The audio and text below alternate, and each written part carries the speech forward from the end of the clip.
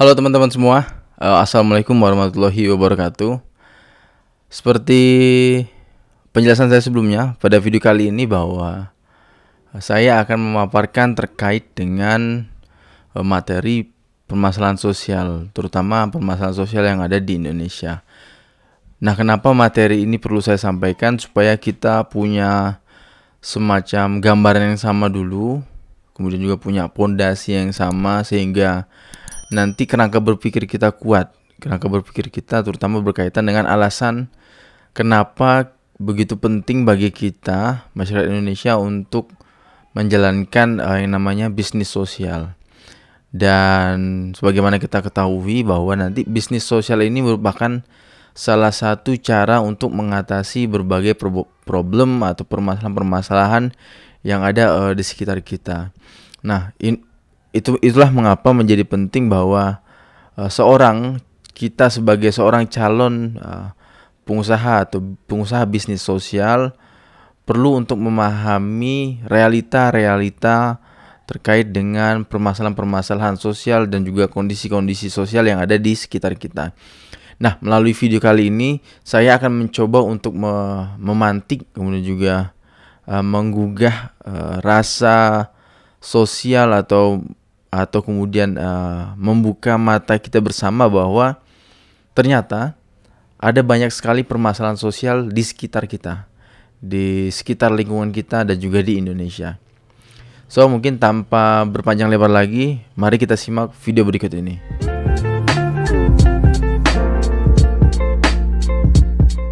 Baik, halo teman-teman semua. Seperti di intro yang saya sampaikan di awal video ini, jadi pada kesempatan kali ini saya akan menyampaikan terkait dengan permasalahan sosial. Ini masih menjadi satu bagian dari pertemuan kita, yang pertemuan pertama gitu ya, permasalahan sosial. Nah, kita perlu punya pondasi yang sama dulu nih, apa ini maksud dengan permasalahan sosial, bahwa permasalahan sosial itu adalah sebuah peristiwa atau kemudian juga fenomena yang mana hal tersebut diamini atau diyakini atau disetujui oleh banyak orang sebagai sebuah permasalahan. Sederhananya begini, kalau kita punya anjing di rumah atau punya kucing di rumah atau punya peliharaan hewan apapun itu di rumah, kemudian hewan peliharaan kita tersebut mati, itu mungkin bisa dianggap sebagai sebuah permasalahan bagi kita pribadi, tapi tidak bagi banyak orang. Nah, di sini kan konteksnya bahwa permasalahan sosial adalah segala sesuatu yang mana keadaan tersebut merusak tatanan kehidupan masyarakat atau mengganggu stabilitas social order, kemudian juga intinya adalah membuat masyarakat menjadi tidak nyaman. Dan rasa tidak nyaman tersebut diamini oleh banyak orang, tidak hanya satu orang saja gitu. Maka di sini keywordnya adalah peristiwa yang diamini oleh banyak orang sebagai sebuah problem. Nah, perlu saya sampaikan juga terkait social condition. Jadi gini teman-teman, kita ilustrasikan bahwa social problems itu adalah sebuah lingkaran yang besar gitu, sebuah lingkaran yang besar. Kemudian social condition ini adalah lingkaran-lingkaran kecil yang mengelilingi social problem tersebut. Jadi ada lingkaran besar, kemudian ada lingkaran-lingkaran kecil yang kemudian kita sebut sebagai social condition. Nah, social condition ini diistilahkan sebagai pemantik atau kemudian menjadi penyebab atau kemudian yang menjadi pupuk penyubur sehingga permasalahan sosial tersebut muncul di tengah-tengah masyarakat, kemudian juga bertahan dalam jangka waktu yang sangat lama, mungkin dari generasi sampai ke generasi. Gitu teman-teman. Jadi dapat kita simpulkan bahwa kondisi sosial adalah segala kondisi yang menjadi penyebab, ingat penyebab atau kemudian faktor pendukung terjadinya permasalahan sosial. Baik, kita lanjut ke slide berikutnya. Nah, ini adalah beberapa contoh beberapa contoh permasalahan sosial yang sudah diamini lah, sudah disetujui oleh mungkin hampir sebagian besar masyarakat dunia gitu. Beberapa di antaranya kemiskinan ya, kita tahu kemiskinan itu sebagai sebuah masalah. Kemudian juga ada pengangguran, ada korupsi, ada akses terhadap air bersih, kesetaraan hak, kemudian juga kerentanan sosial, kemudian ada bunuh diri, kemudian juga ada deforestasi atau alih fungsi lahan, kemudian ada perdagangan manusia, ada perubahan iklim yang saat ini sedang kita hadapi, kemudian juga ada terorisme, ada HAM, ada polusi, kriminalitas, akses terhadap kesehatan, dan keamanan nasional. Nah, ini dua gambar yang saya lingkari ini menjadi contoh konkret fenomena permasalahan sosial yang ada di Indonesia. Tawuran ini, saya yakin kita semua setuju bahwa memang tawuran tersebut adalah permasalahan sosial. Nah, jadi gini teman-teman, kita coba mulai mengkontekskan ya, tawuran sebagai sebuah social problem atau permasalahan sosial yang mana di sini kita sebut sebagai lingkaran yang besar tadi. Kemudian social condition ini adalah faktor-faktor pendukung yang menyebabkan kenapa tawuran tersebut bisa terjadi. Pertama mungkin social condition kurangnya pengawasan dari orang tua atau dari sekolah, kemudian juga ada social condition yang menyebabkan tawuran karena kenakalan remaja itu sendiri atau karena social condition pergaulan bebas gitu. Jadi kita sudah mulai bisa ya mencoba untuk mengartikulasikan perbedaan antara social problem sama social condition yang lebih kecil gitu. Termasuk ini juga pernikahan dini kita anggap sebagai sebuah fenomena sosial dan itu sebagai masalah yang ada di tengah-tengah masyarakat kita. Jadi hampir sebagian besar penduduk di Indonesia menganggap bahwa orang yang menikah laki-laki sebelum umur 19 dan perempuan sebelum umur 19 dianggap sebagai belum layak nikah, belum layak untuk mengikrarkan janji suci gitulah.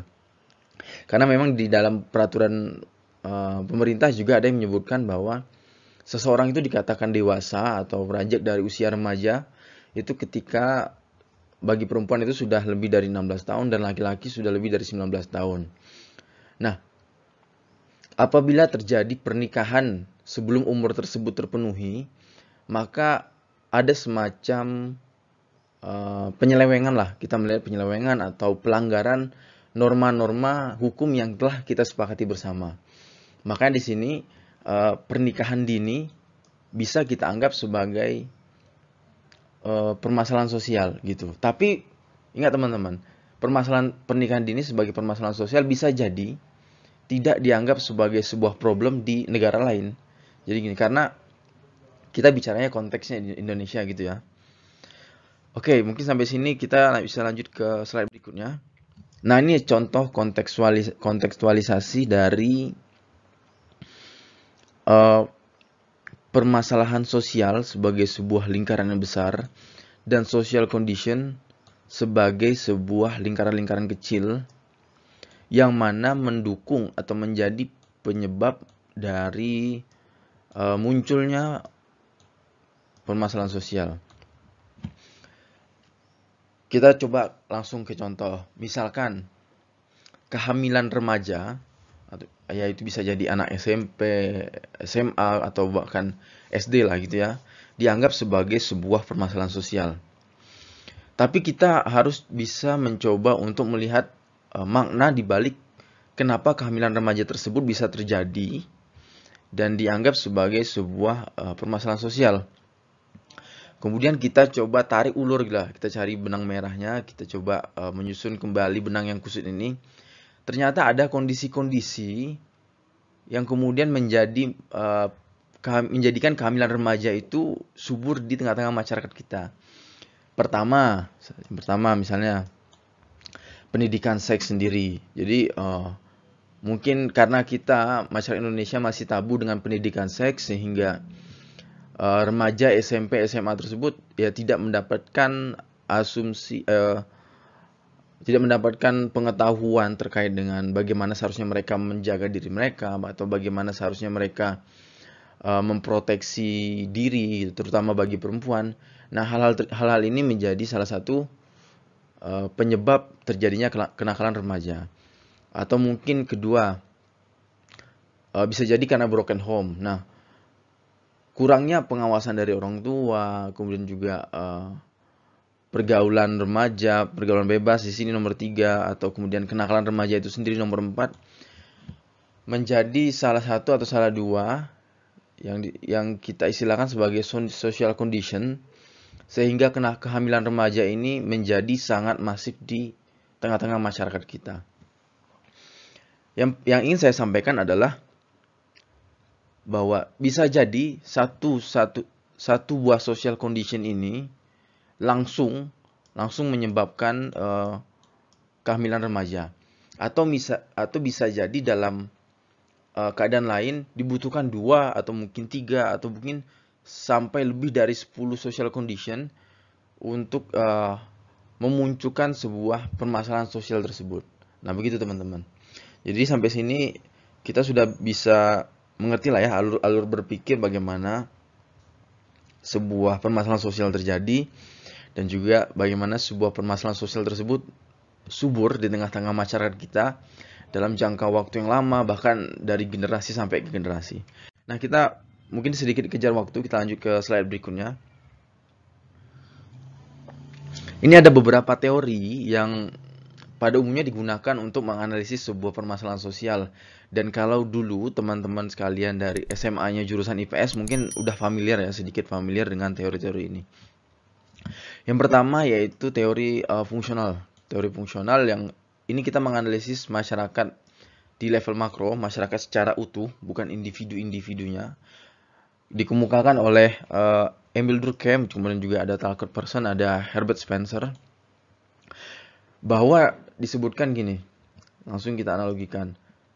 Masyarakat itu ibarat seperti tubuh manusia gitu, tubuh manusia. Tubuh manusia ini kan sebagai sebuah sistem yang berjalan, tapi didukung oleh subsistem kecil yang saling bekerja sama, sehingga tubuh manusia dapat berjalan atau berfungsi sebagaimana mestinya. Subsistem tersebut misalnya di sini ada ginjal, kemudian juga ada paru-paru, ada otot, kemudian juga ada otak yang mengontrol bagaimana seharusnya tubuh digunakan atau tubuh fungsi gitu. Nah, teman-teman ibaratkan bahwa terjadi kesalahan atau terjadi ketidakberfungsian dari salah satu subsistem yang ada di dalam tubuh kita. Misalkan gini, ginjal kita tidak berjalan sebagaimana mestinya. Akibatnya adalah tubuh kita tidak dapat memproses makanan dengan baik, sehingga penyaringan terhadap racun menjadi tidak optimal. Akibatnya adalah dalam jangka waktu panjang muncul penyakit-penyakit baru yang mungkin sulit untuk disembuhkan. Nah, kita melihat masyarakat sama seperti itu. Jadi masyarakat ini adalah sebuah sistem yang sangat besar, yang di dalamnya terdapat subsistem kecil.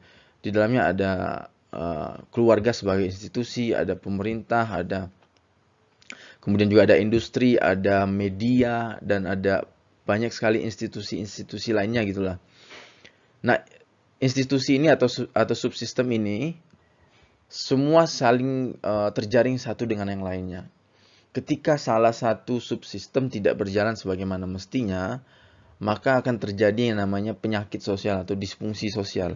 Di sini maka disebutkan ada disfungsi, dan akan menjadi threat to social order, akan menjadi ancaman kepada masyarakat secara keseluruhan.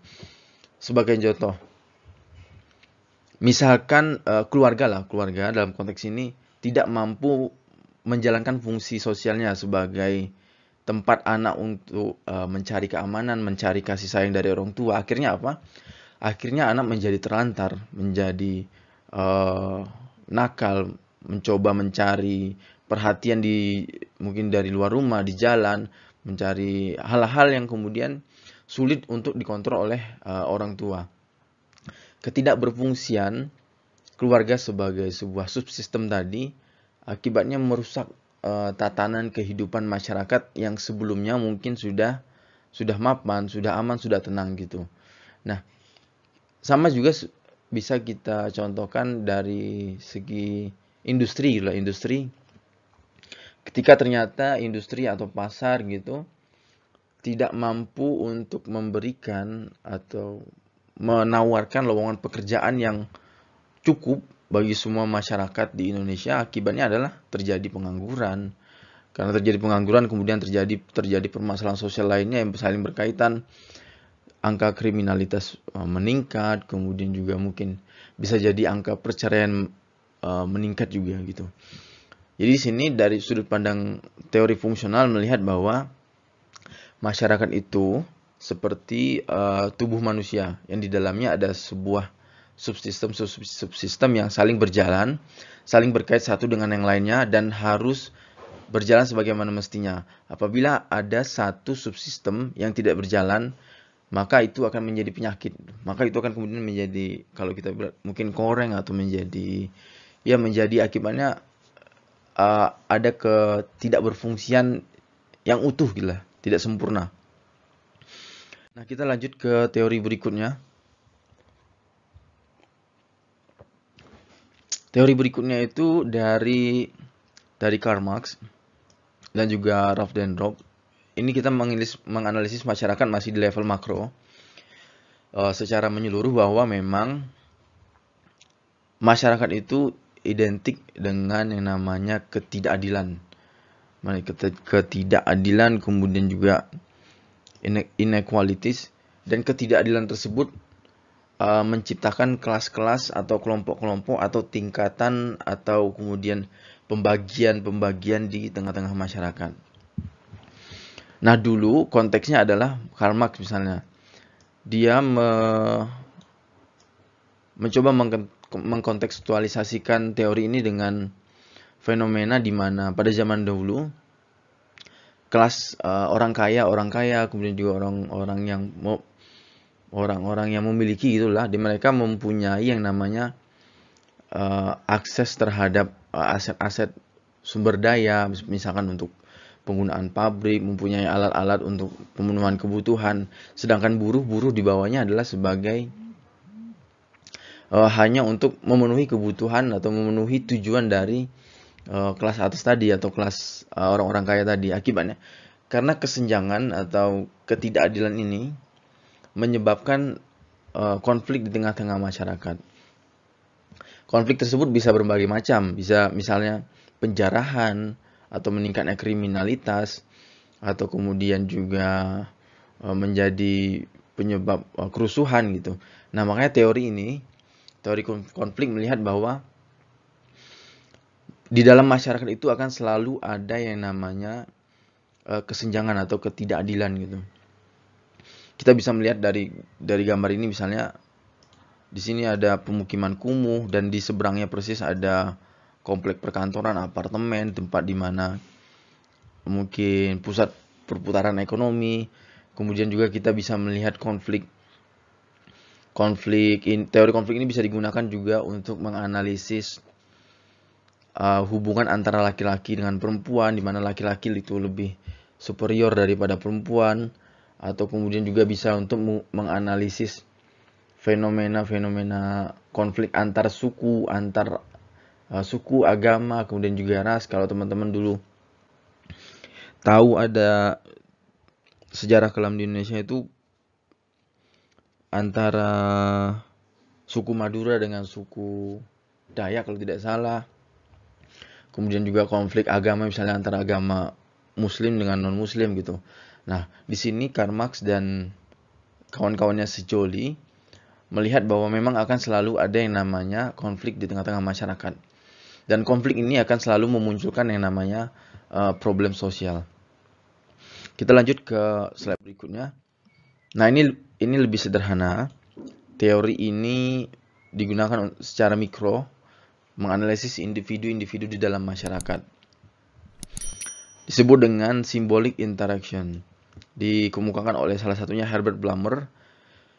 Dan fokusnya adalah bahwa pelabeling. Jadi kita menganggap sebuah permasalahan sosial itu karena interpretasi kita gitu loh. Dalam contoh PowerPoint kali ini, saya analogikan dengan anak pang. Kenapa anak pang dianggap sebagai permasalahan sosial? Karena interpretasi kita dan beberapa orang lainnya bahwa menganggap anak pang itu identik dengan tinggal di jalan, kemudian juga kriminalitas, susah diatur, ngeyel gitu. Nah, hal-hal tersebut kita anggap bahwa mereka tidak sesuai dengan norma atau nilai yang sudah kita sepakati di tengah-tengah masyarakat. Sehingga kita langsung menjustifikasi, melabeli bahwa anak pang adalah salah satu permasalahan sosial gitu. Contoh lainnya misalnya gini, ketika kita melihat seorang perempuan merokok di tempat-tempat umum gitu. Selama ini kita menyepakati bahwa perempuan itu seharusnya tenang, kemudian juga pembawaannya halus, kemudian adem gitu. Nah, ketika ada perempuan yang menyimpang atau menyalahi norma-norma yang kita sepakati sebelumnya, yang disepakati oleh masyarakat pada umumnya, maka kita melabeli bahwa perempuan yang merokok itu adalah sebagai permasalahan sosial. Nah, di sini pada teori ini yang ditekankan adalah interpretasi kita sebagai individu terhadap individu atau kelompok lainnya di tengah-tengah masyarakat. Kita lanjut ke slide berikutnya. Nah, kemudian bagaimana realitas di Indonesia terkait dengan permasalahan sosial? Saya berangkat dari laporan Social Development Goals yang dikeluarkan oleh pemerintah tahun 2019. Karena saya rasa data-data di dalam laporan tersebut cukup akurat untuk menggambarkan bagaimana fenomena atau kondisi sebenarnya yang terjadi di tengah-tengah masyarakat kita. Ini gambaran umum terlebih dahulu. Nah, pada tahun 2015 di sini teman-teman bisa melihat bahwa angka penduduk usia produktif 16 dari sini sampai sekitar 54 tahun itu jumlahnya sangat banyak. Artinya apa? Kita sering mendengar istilah dengan bonus demografi, di mana angkatan kerja itu usia atau penduduk dengan usia angkatan kerja sangat banyak gitulah. Dan pemerintah Indonesia memproyeksikan pada tahun 2030 Indonesia masih mengalami yang namanya bonus demografi, akan tetapi ditambahi dengan ada fenomena baru di mana terjadi peningkatan usia lansia. Pada tahun 2015 penduduk yang berusia sekitar di sini ada sekitar 75 tahun itu berjumlah hanya sekitar 2,5 juta orang.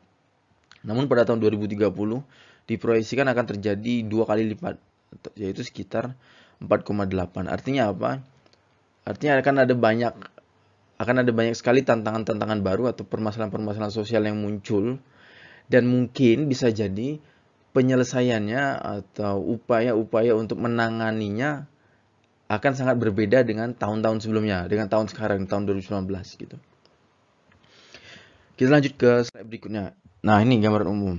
Seperti yang saya sebutkan di awal bahwa sekitar 68,7% penduduk Indonesia saat ini dikategorikan sebagai penduduk usia produktif, yaitu berumur sekitar 15 sampai 64 tahun, dan kemudian diistilahkan dengan bonus demografi. Di sini yang perlu kita tanyakan adalah apakah itu sebagai peluang atau sebagai tantangan. Menjadi peluang apabila memang tersedia lapangan pekerjaan yang mungkin sangat banyak dan membutuhkan penyerapan penduduk dengan usia angkatan kerja yang sangat banyak gitu. Akan tetapi menjadi tantangan apabila ternyata realitasnya di tengah-tengah masyarakat bahwa lapangan pekerjaan itu sangat sedikit, kemudian juga mungkin dikuasai oleh sebagian orang, sedangkan usia penduduk dengan kategori angkatan kerja itu sangat berlimpah, sangat banyak. Akibatnya apa? Akibatnya tidak semua penduduk usia produktif terserap ke dalam lapangan pekerjaan. Sehingga muncul yang namanya pengangguran. Apabila kemudian muncul pengangguran, akibatnya ya muncul permasalahan sosial lainnya, ya tadi kayak seperti kriminalitas, kemudian juga kenakalan remaja atau penyalahgunaan narkoba gitu, teman-teman. Jadi begitu cara kita membacanya. Nah, kemudian juga ada, ini berkaitan dengan kesehatan, perawatan, dan perlindungan sosial. Di slide sebelumnya saya sebutkan bahwa pada tahun 2030 kemungkinan ada peningkatan sekitar 2 kali lipat jumlah lansia di Indonesia. Artinya apa? Bahwa dibutuhkan infrastruktur atau fasilitas pelayanan kesehatan yang lebih mumpuni lah dibanding tahun-tahun sebelumnya. Karena kalau hal tersebut tidak dilakukan, ya mungkin akan terjadi permasalahan-permasalahan sosial baru yang ya sampai saat ini kita belum tahu gitu. Kemudian juga ada 1 dari 3 anak berusia 5 tahun di Indonesia itu mengalami yang namanya stunting atau pengkerdilan. Dan mirisnya adalah kita Indonesia ini sebagai salah satu negara tertinggi di ASEAN yang mengalami stunting. Jadi di sini konteksnya adalah bahwa memang tidak semua anak di Indonesia punya akses terhadap kebutuhan gizi atau kemudian juga makanan yang sehat untuk mereka asupi selama masa pertumbuhan, sehingga akibatnya adalah terjadi yang namanya stunting. Nah, kalau kita telisik lebih jauh, apa yang menyebabkan anak mungkin tidak mendapatkan gizi baik, ya bisa jadi mungkin karena kondisi perekonomian orang tua atau mungkin dari anak yang tidak diurus orang tua dan berbagai macam hal-hal lainnya gitu. Selanjutnya ada ada ancaman terhadap kerawanan pangan di tengah perubahan iklim, dan juga saya tambahi di sini alih fungsi lahan, kemudian juga ada yang namanya urbanisasi, di mana masyarakat pedesaan pada umumnya langsung pergi ke kota untuk mencari penghidupan yang lebih baik gitu. Nah, perubahan-perubahan seperti itu kemudian akan memunculkan ya permasalahan-permasalahan sosial yang beraneka ragam lah intinya gitu. Dan yang paling unik adalah ternyata pertumbuhan ekonomi di Indonesia itu hanya dinikmati oleh 20% penduduk di Indonesia gitu loh.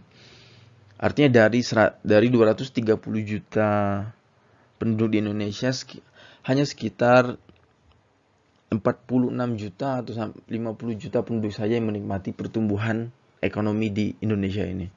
Nah, ini kan menjadi sebuah kasus atau sebuah peristiwa yang unik secara makro kita melihatnya. Tapi mungkin untuk dalam konteks ini kita bisa melihat apa sih penyebab atau hal-hal apa saja yang menjadikan kenapa kondisi misalkan 20% ini hanya 20% penduduk Indonesia yang menikmati pertumbuhan ekonomi terjadi di Indonesia, atau kenapa harus terjadi 1 dari 3 anak di Indonesia itu mengalami stunting. Nah, sini pada video kali ini saya harapkan ya muncul rasa empati atau muncul rasa simpati, sehingga nanti ketika kita membangun yang namanya bisnis sosial, jalur atau path-nya sudah selesai. Karena kita pertama sebagai seorang wirausahaan sosial adalah perlu membuka kacamata atau memiliki wawasan atau pengetahuan yang luas terkait dengan fenomena-fenomena sosial yang ada di tengah-tengah masyarakat ini. Nah, ini berbicara tentang kemiskinan.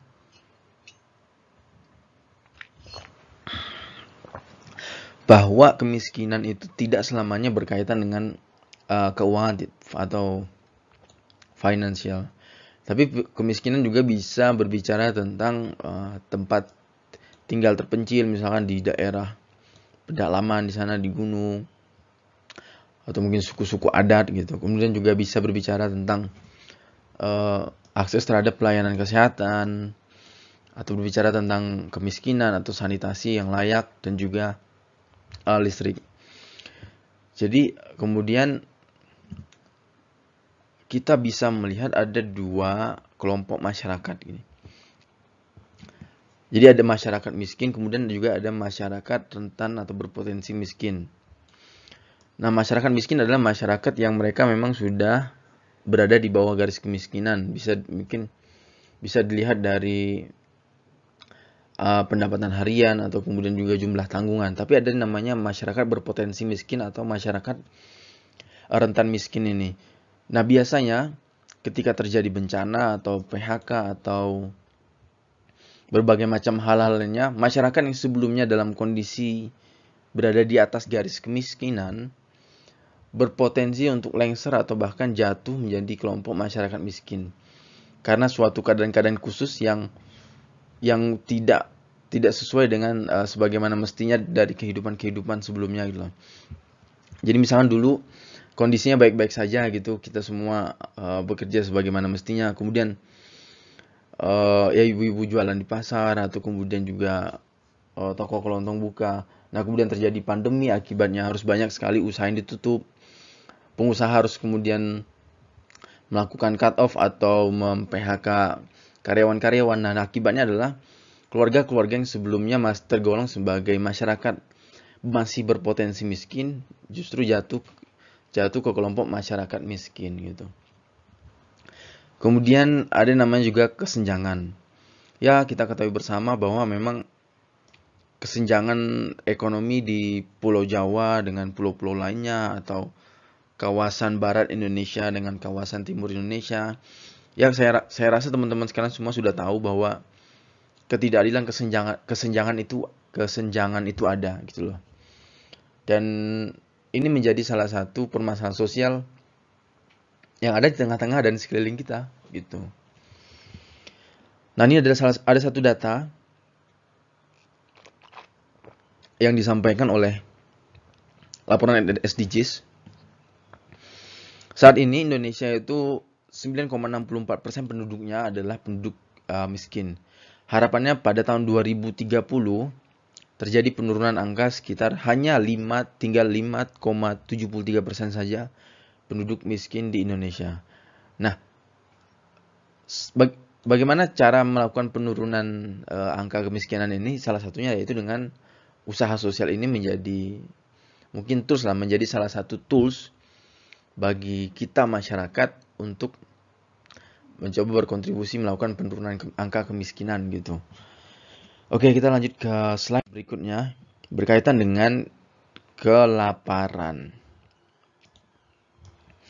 Bahwa penduduk Indonesia itu tumbuh sekitar 31%. Sehingga pada tahun 2050 seharusnya terjadi peningkatan produksi pertanian itu seharusnya sampai 60% gitu.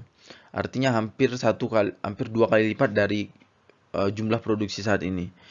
Apabila hal tersebut tidak dilakukan, maka kemungkinan yang terjadi adalah pertama,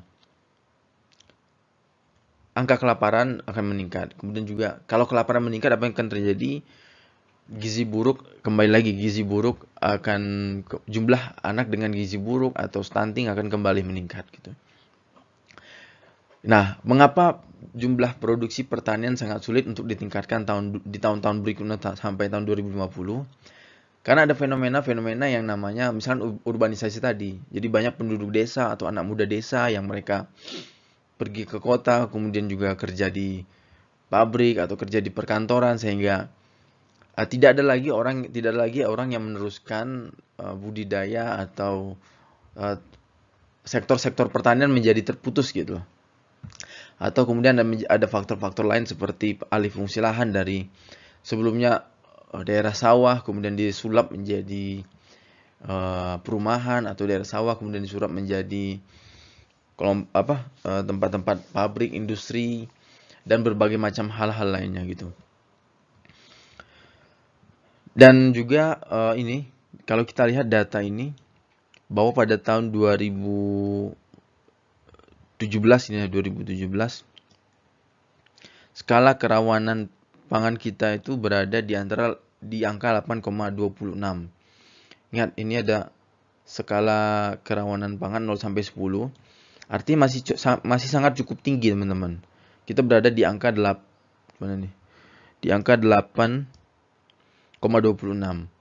Sedangkan angka tertinggi adalah angka 10 di sini. Kita hanya beda 2 poin. Dan harapannya pemerintah mencoba untuk menurunkan angka kerawanan pangan tersebut pada tahun 2030 menjadi hanya 4,90%. Jadi pemerintah sedang berupaya untuk mencoba menurunkan kemungkinan kekurangan konsumsi atau kemungkinan ketidaktersediaannya pangan nasional di Indonesia.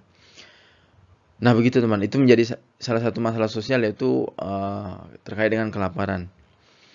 Selanjutnya ada yaitu berkaitan dengan kehidupan sehat dan sejahtera. Nah ini karena mungkin baterainya agak sedikit, tinggal sedikit, kita percepat ya. Nih, angka kematian ibu per 100.000. Pada tahun 2015 itu ada sekitar 305 ibu yang meninggal. Dari 100.000 ibu ya, ibu. Kemudian juga pada harapannya adalah pada tahun 2030 pemerintah harapannya terjadi penurunan angka kematian ibu dari 305 hanya menjadi 210 angka kematian ibu per 100.000. Ini adalah BAU, ini istilahnya business as usual. Jadi artinya tidak ada intervensi, tidak ada terjadi hal-hal yang tidak diinginkan gitu loh. Tidak ada bantuan dari pemerintah. Jadi masyarakat hidup sebagaimana mestinya berjalan dengan normal gitu. Nah, kalau intervention skenario ini adalah pemerintah melakukan intervensi gitulah untuk melakukan penurunan angka kematian ibu ini. Misalnya dengan memberikan bantuan pangan gizi kepada ibu, atau menerbitkan peraturan-peraturan yang intinya adalah melakukan perlindungan terhadap ibu gitu.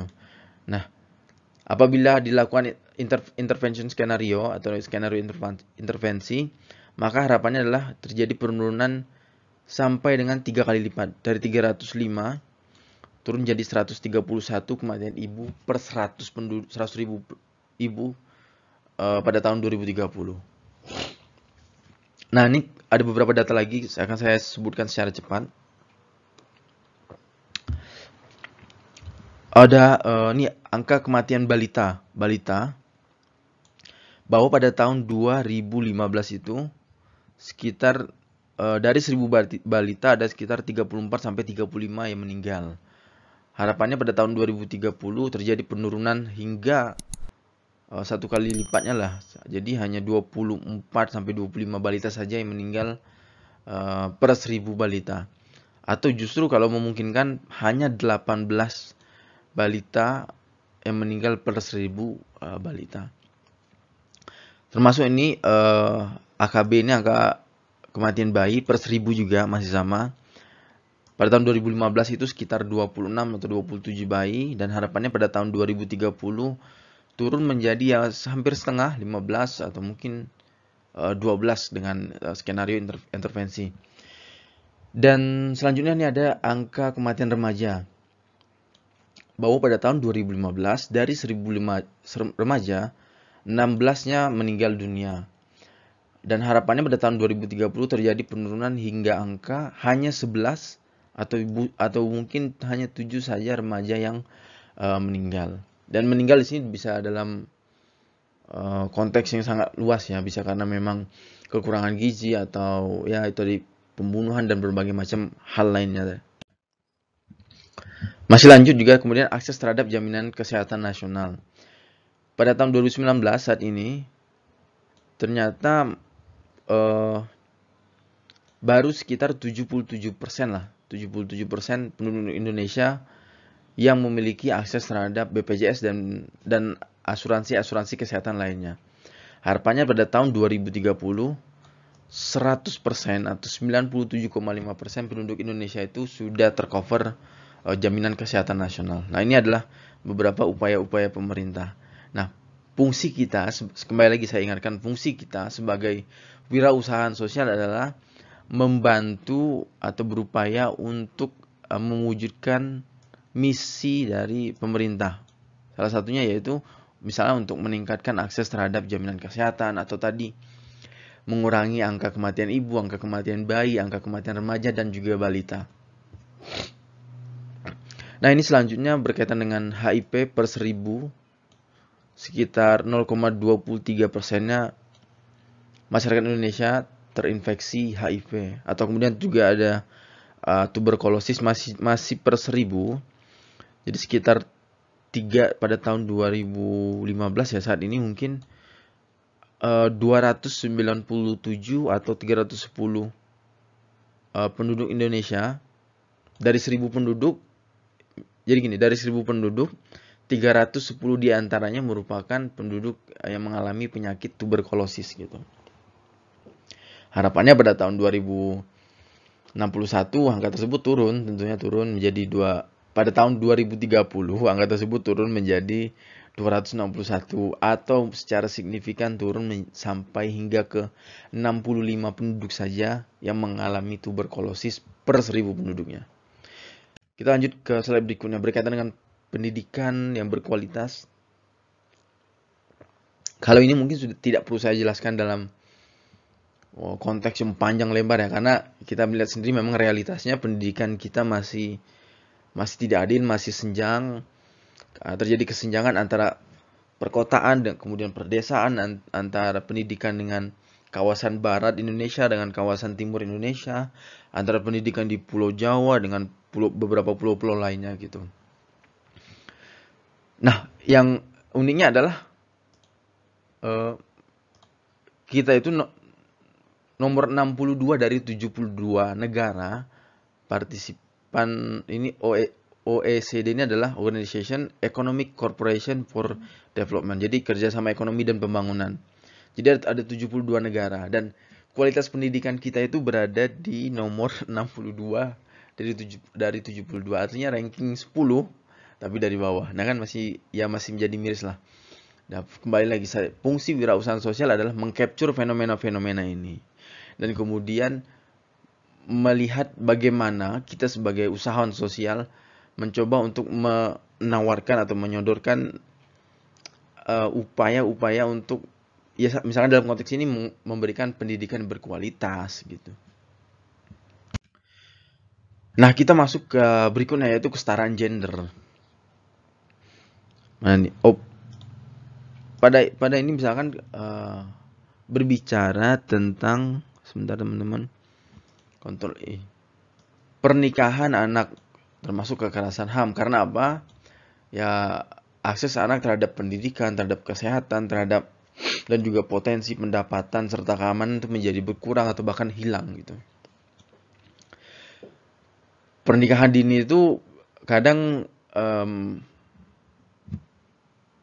calon perempuan atau calon laki-laki lah gitu tidak siap secara mental, kemudian juga tidak siap fisiknya, tidak siap spiritualnya, dan yang pasti tidak siap secara perekonomian lah, karena mungkin bisa jadi belum kerja atau belum menyelesaikan pendidikan dan berbagai macam hal lainnya. Nah, kalau kita lihat di sini pada data ini bahwa ternyata ada sekitar 12% penduduk Indonesia itu yang berumur sekitar yang didata itu sekitar umur 20-24 tahun. Mereka dulunya nikah sebelum umur 18 tahun. Nah, harapannya terjadi penurunan hingga berapa ini ya? Dari 12 sampai mana nih? Dari 12 sampai 12,14 sampai 10,3 atau bahkan justru 6,94%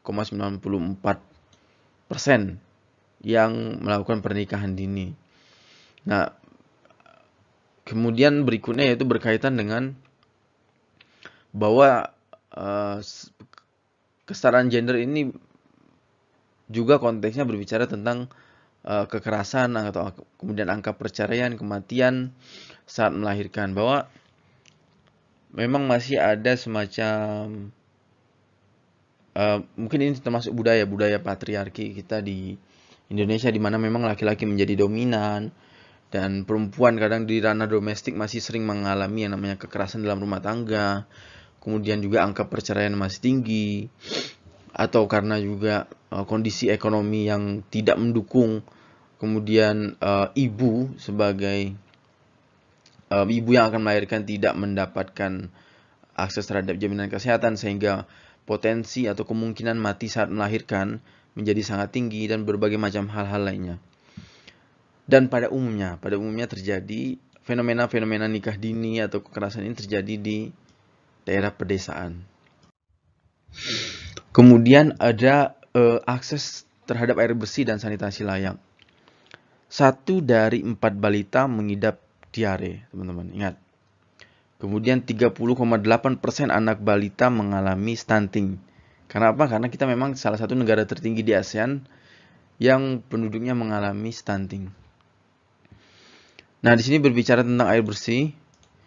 Jadi kondisi kita saat ini adalah baru sekitar tahun 2015 lah, baru sekitar 86,96% penduduk Indonesia yang memiliki akses terhadap air bersih. Harapannya adalah pada tahun 2030 hampir 100% penduduk Indonesia punya akses lah, punya kesempatan untuk mendapatkan air bersih dan juga air bersih untuk entah itu untuk mandi atau untuk digunakan juga untuk konsumsi gitu. Nah, berbicara tentang sanitasi masih sama, ternyata pada tahun 2015 baru sekitar 67,95 saja dari penduduk dari 230 juta penduduk Indonesia yang punya akses terhadap sanitasi yang layak. Sanitasi di sini misalnya MCK, kemudian juga kondisi lingkungan yang bersih gitu. Harapannya pemerintah pada tahun 2030 terjadi peningkatan seluruh masyarakat Indonesia memiliki akses terhadap sanitasi yang layak gitu. Berikutnya berbicara tentang energi bersih dan terjangkau. Pada tahun 2015 785 penduduk itu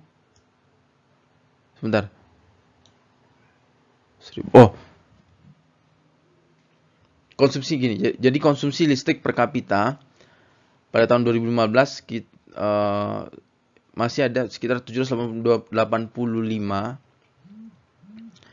atau 1000, masih mengkonsumsi sekitar 1000 kilowatt per hour gitu. Nah, harapannya pada tahun 2031 angka konsumsi listrik per kapita itu meningkat hingga mencapai 3201 kilowatt per hour. Jadi asumsinya adalah peningkatan konsumsi listrik per kapita atau rumah tangga ini sejalan dengan peningkatan pendapatan. Karena apa? Karena artinya masyarakat sudah punya spend lebih terhadap penggunaan listrik. Kalau penggunaan listrik meningkat, artinya bisa jadi ada peningkatan angka produksi atau hal-hal lainnya yang berkaitan dengan peningkatan taraf hidup keluarga atau mungkin masyarakat secara umum. Kita lanjut ke slide berikutnya. Nah, ini berbicara tentang pekerjaan layak dan pertumbuhan ekonomi. Saat ini masih terjadi mismatch.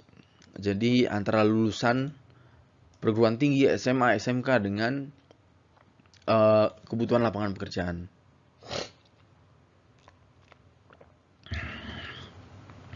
Kemudian juga ada permasalahan yang namanya lapangan kerja tidak inklusif sehingga partisipasi kelompok rentan rendah.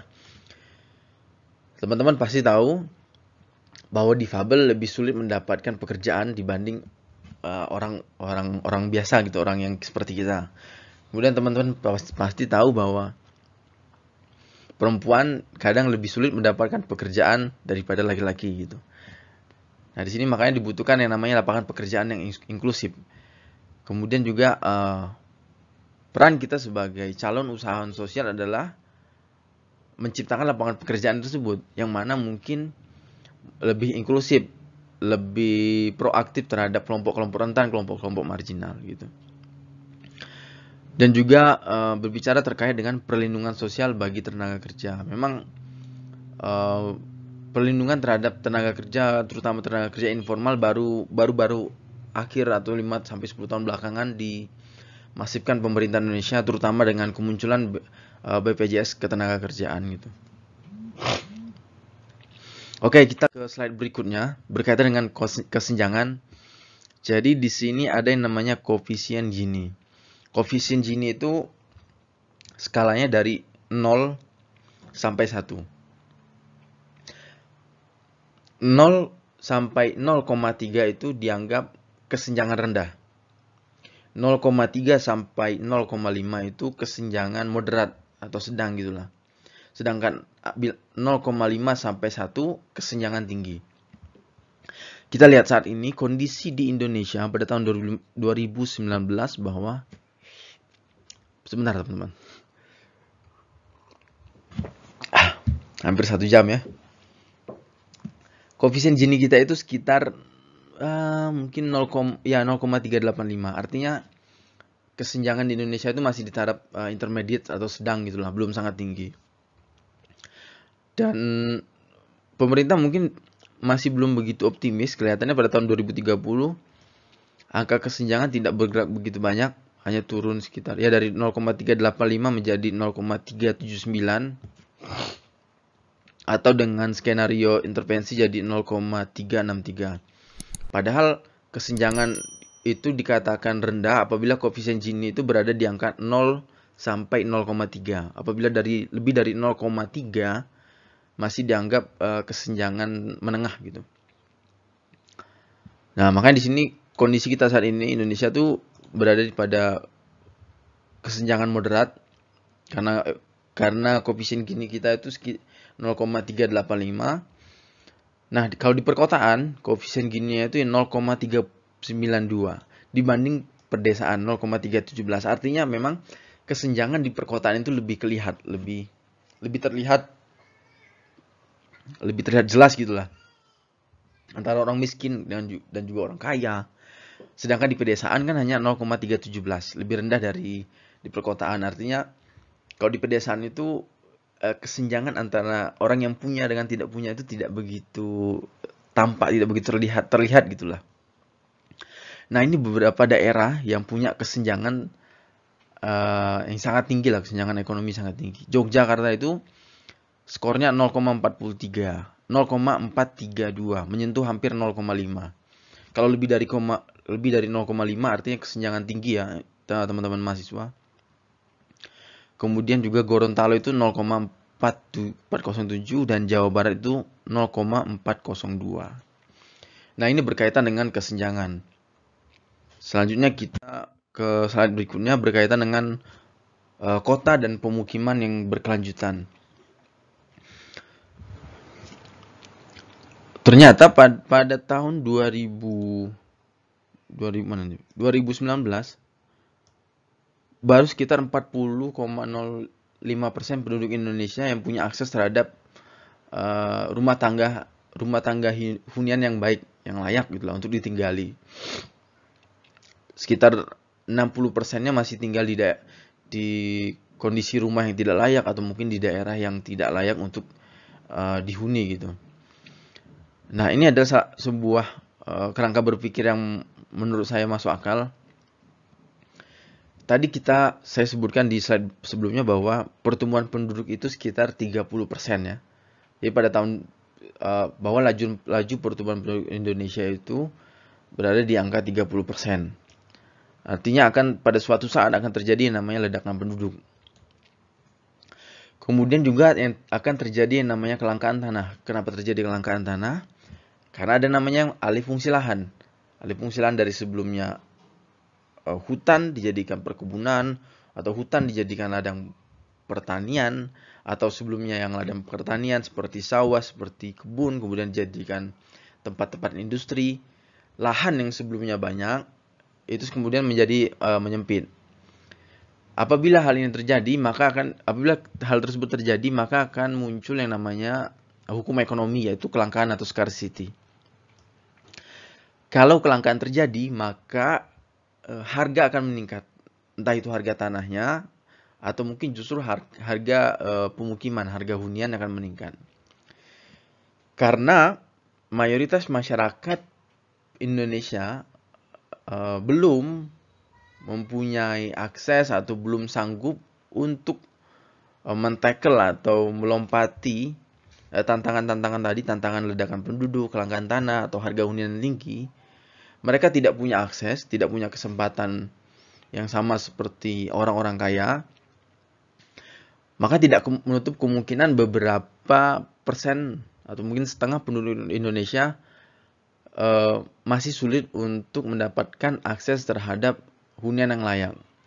Apabila mereka tidak mendapatkan hunian layak, maka akan terjadi yang namanya pemukiman kumuh atau urban sprawl. Nah, fenomena ini sudah sangat sering terjadi di sekitar kita. Kalau teman-teman orang Jakarta pasti sudah sering melihat ada namanya pemukiman kumuh, entah itu di kolong jembatan atau mungkin di sekitar bibir sungai, yang intinya pemukiman yang layak gitu lah, yang secara mungkin kondisi air tidak mendukung, kondisi listrik tidak ada, dan juga hal-hal kebutuhan dasar hidup lainnya sulit untuk diakses di tempat tersebut.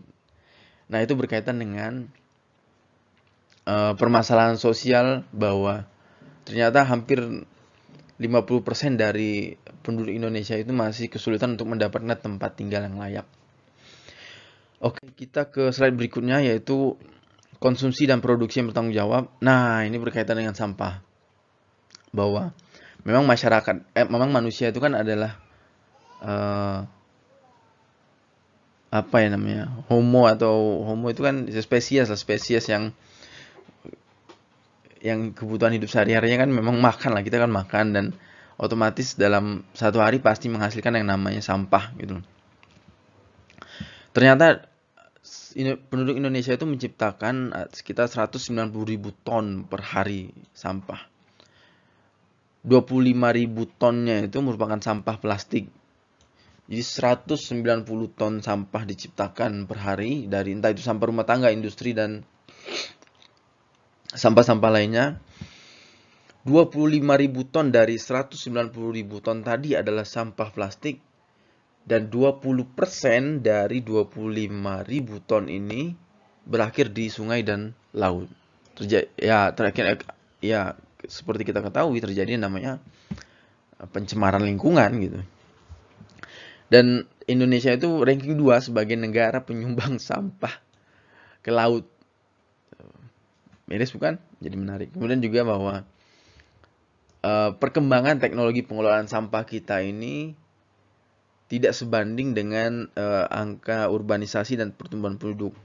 Artinya jumlah penduduk terus meningkat, atau kemudian juga penduduk yang sebelumnya tinggal di desa dan pindah ke kota terus-menerus meningkat, tapi mekanisme atau sistem pengelolaan sampah kita tuh masih begitu-begitu saja.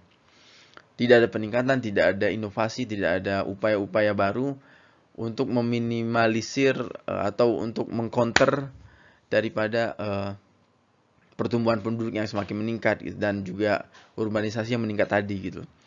Karena kalau pertumbuhan penduduk meningkat, otomatis nanti sampah konsumsi pasti meningkat gitu. Kalau urbanisasi meningkat, otomatis sampah-sampah di perkotaan pasti juga meningkat gitu, teman-teman. Ya, kemudian juga berkaitan dengan perilaku masyarakat gitu. Lanjut. Nah, ini ternyata di slide terakhir, dan ini hampir sekitar 56 menit kita berbincang, berdiskusi, bahwa jadi intinya adalah bahwa saya sudah memaparkan bagaimana kondisi sebenarnya atau kondisi real, dan ini benar adanya laporan dari pemerintah langsung. Pemerintah mengakui angka-angka tersebut, angka-angka tadi, bahwa kita di sekitar kita, di keliling kita itu masih penuh dengan yang namanya permasalahan. Entah itu tadi permasalahan lingkungan terkait sampah, ataupun permasalahan sosial terkait kesenjangan. Nah, peran kita sebagai seorang calon usahawan sosial atau bisnis, seorang pengusaha sosial, adalah mencoba untuk mengcapture permasalahan-permasalahan sosial yang tadi seabrak itu, yang sebanyak itu. Kemudian kita capture, kita ambil kira-kira atau seyogyanya permasalahan sosial seperti apa, atau permasalahan sosial yang bagaimana yang ingin kita selesaikan. Kita ambil contoh, kalau kita ingin mencoba untuk berkontribusi sebagai seorang usahawan sosial, ingin berkontribusi untuk memberikan akses terhadap pekerjaan yang layak bagi kelompok rentan ya gitu, bagi difabel, kemudian juga bagi ibu-ibu, bagi masyarakat dengan tidak punya kualitas pendidikan tinggi, maka kita sebagai seorang usahawan sosial adalah bisa jadi menciptakan sebuah lapangan pekerjaan atau menciptakan usaha yang mana nanti pekerjanya berasal dari kelompok-kelompok rentan tadi, bisa dari difabel, bisa dari ibu-ibu yang sebelumnya tidak punya akses terhadap lapangan pekerjaan, atau bisa jadi terhadap masyarakat-masyarakat yang tidak punya pendidikan tinggi gitu. Nah, itulah makanya tadi saya sebutkan di awal bahwa penting bagi saya untuk menyampaikan bahwa kita di sekitar kita ini masih ada banyak sekali permasalahan-permasalahan sosial, dan salah satu karakteristik usahawan atau bisnismen sosial itu adalah dia punya kacamata khusus atau punya rasa empati dan simpati yang lebih besar atau lebih dominan daripada bisnismen pada umumnya, bisnismen yang komersil, bahwa seorang usahawan sosial itu punya misi, punya visi loh, bahwa dia ingin memperbaiki tatanan kehidupan masyarakat dengan cara men-tackle atau mengatasi atau mengurangi tingkat atau intensitas permasalahan sosial yang ada di sekitarnya. Oke, mungkin itu dulu lah intinya. Saya harap teman-teman semua sudah terbuka matanya bahwa di sekitar kita ada sekali banyak masalah sosial, dan harapannya sudah punya gambaran kira-kira apabila ingin membangun bisnis sosial ke arah mana, atau problem sosial apa yang ingin di-tackle atau yang ingin dihadapi. Jadi intinya bisa mempermudah jalannya kita untuk membangun yang namanya sebuah bisnis sosial, sehingga proses kita menjadi seorang wirausahawan sosial itu menjadi lebih mudah, karena kita sudah peka terhadap kondisi sosial kita, terhadap kondisi ketimpangan atau ketidakbenaran atau keadaan yang tidak sesuai dengan norma dan nilai yang kita sepakati dengan masyarakat pada umumnya. Oke teman-teman, mungkin cukup sekian dulu video kali ini. Ini adalah masih video yang berhubungan dengan pertemuan yang pertama dengan video RPS. Pada video berikutnya kita akan pindah langsung membahas terkait dengan kewirausahaan dan kewirausahaan sosial. Jadi tetap simak video-video berikutnya, oke? Cukup sekian dulu dari saya. Assalamualaikum warahmatullahi wabarakatuh.